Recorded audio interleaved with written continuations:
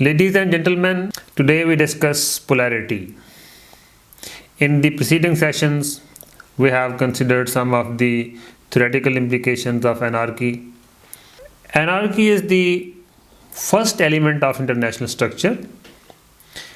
Hierarchy is the ordering principle of national structures. Anarchy is the ordering principle of international structure. If we agree with Waltz, we see very little functional differentiation in anarchic orders. So the other principal contribution of structural realism should lie in its analysis of the impact of the distribution of capabilities. What does polarity mean? Polarity means the number of great powers in an international system. Another question is, how does polarity influence international relations? Unipolarity has become a hot topic since the end of the Cold War. Structural logic suggests that unipolarity is unstable. So, balancing will facilitate the rise of new great powers, much as a rising hegemon provokes a grand coalition that unites the other great powers. For example, Napoleonic France provoked a grand coalition. Wolford, however, rejects the argument that balancing will facilitate the rise of new great powers. In Scott Burchell's view, hegemony will give international relations a very different character from systems with two or more great powers. Unipolarity refers to hegemony of a single power. Hegemony means dominance by one state over all other states. Resistance to this hegemony will also play its part in giving international relations a different character. Schweller has shown that tripolar systems have a distinctive structural logic. Systems with very many or no great powers are effectively equivalent. Both types have a different structural logic than multipolar systems. Multipolar systems have a few great powers. A few great powers can be 4, 5 or a couple more. In other words, in multipolar systems, power is divided among more actors.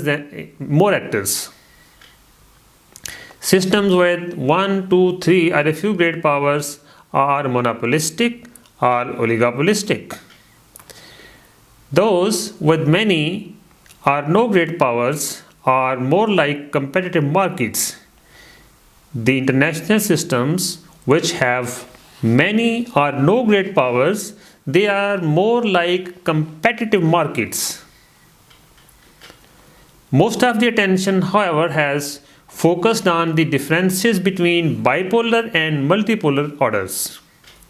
For example, conflicts in the periphery pose little threat to the general bipolar balance. Periphery means the outskirts.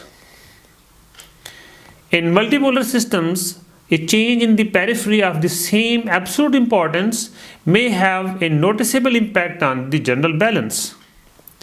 The significance of such a difference, however, is unclear.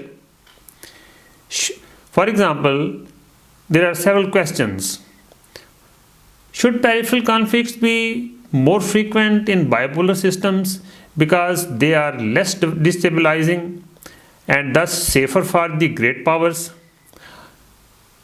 Or should peripheral conflicts be less frequent in bipolar systems because there are no compelling reasons to become involved? There is thus considerable disagreement over the relative stability of bipolar and multipolar systems. Deutsch and Singer argue for bipolarity. They see bipolar systems as more stable. Waltz sees multipolarity as more stable. And Rosecrans, he argues for bi-multipolarity. In his view, both types of systems are stable or neither of them. More sophisticated accounts try to incorporate other aspects as well. Some of them also incorporate changes across time in the distribution of capabilities. Empirical tests are constrained by the fact that in 2500 years of Western history, there have been only 4 bipolar systems. The first was Athens and Sparta in the 5th century BCE. The second was Carthage and Rome in the 3rd century BCE. The third was Habsburg and Bourbon rivalry in the 16th century. And the fourth was the United States and Soviet Union in the 20th century. Now, the nature of structural predictions. What is the nature of structural predictions? Part of the problem with the debate on the relative stability of bipolar and multipolar orders is the question itself. Posed as it is in structural terms, the question is probably misguided. For example, if there is a rising revisionist or revolutionary power which poses a high propensity for risk, then it poses very different problems than those powers which avoid risk and which are satisfied with status quo. Such considerations fall outside the scope of structural theory of Kenneth Waltz. Although they are important to many classical realist theorists, for example Kissinger and Morgenthau, international structure pushes states in certain directions. It does not mechanically determine outcomes. States are also subject to numerous other pressures and influences. Sometimes exogenous variables are decisive in determining outcomes. It just happens that other forces are sometimes more important. This does not make polarity or anarchy unimportant. Waltz repeatedly notes that the predictions of structural realism are indeterminate, they are not final. Theories in the social sciences typically identify regularities which are like laws. Theories of social sciences are not laws which are exceptionless and deterministic. They identify forces that press in a particular direction. It is the job of the analyst to determine where a particular theoretical logic applies in the real world. It is not the job of the theorist. Next time we will study motives of the states. Motives matter.